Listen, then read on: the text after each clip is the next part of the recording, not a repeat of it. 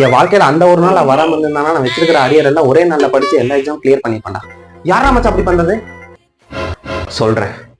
என் வாழ்க்கையில அந்த ஒரு நாள் வராம இருந்தானா எனக்கு பிடிச்ச பொண்ணுக்கு போய் நான் லவ் ப்ரப்போஸ் பண்ணி அந்த பொண்ணு கூட என்னட்ட கம்ப்ளீட்டா என் லைஃப் ஒரு நல்ல பாதையில போயிட்டு இருக்குன்னு நினைக்கிறேன். டேய் இதையும் பண்ணது யாருன்னு மட்டும் சொல்றேன், நான் பாத்துக்கிறேன்டா.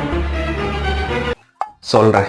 நம்ம கூட இருக்கிற பசங்க எல்லாம் சிக்ஸ் பேக் எல்லாம் வச்சிருக்காங்களே, நம்மளும் சிக்ஸ் பேக் வைக்கலாம் நினைச்சு நான் ஜிம்முக்கு போலாம்னு நினைக்கிறப்ப அந்த ஒரு நாள் வராம இருந்தானா நான் ஜிம்ல ஜாயின் பண்ணி என்னால சிக்ஸ் பேக் வச்சிருப்பேன். புதுசா ஒரு பிசினஸ் ஸ்டார்ட் பண்ணி பிசினஸ் மேனா ஆயிடலாம்னு நினைக்கிறப்ப அன்னைக்கும் அவன் லைஃபுக்குள்ள வந்து அந்த பிசினஸ் பண்ண விடாம பண்ணான் பாத்தியா. அவன் மட்டும் அன்னைக்கு வராம இருந்தா எல்லாரும் ஒரு பெரிய சக்சஸ்ஃபுல் பிசினஸ் மேனா இருந்திருப்பேன். டேய் அது யாருன்னு மட்டும் சொல்றேன், நான் பாத்துக்கிறேன்டா.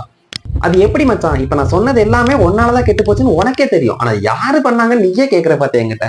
அதான் நான் கொஞ்சம் மனசு வருத்தமா இருக்கு. ஹலோ சார், ஆமாங்க சார், நான் தான் அந்த வேலைக்கு அப்ளை பண்ணிருந்தேன். ஓகே சார், நாளைக்கு இன்டர்வியூ வந்துடுறேங்க சார். அப்பாடி, இந்த வேலைக்கு மட்டும் நம்ம கரெக்டா போயிட்டோம்னா நம்ம லைஃப் செட்டில் ஆயிடும். குறுக்கு இந்த கௌசிக் வந்தா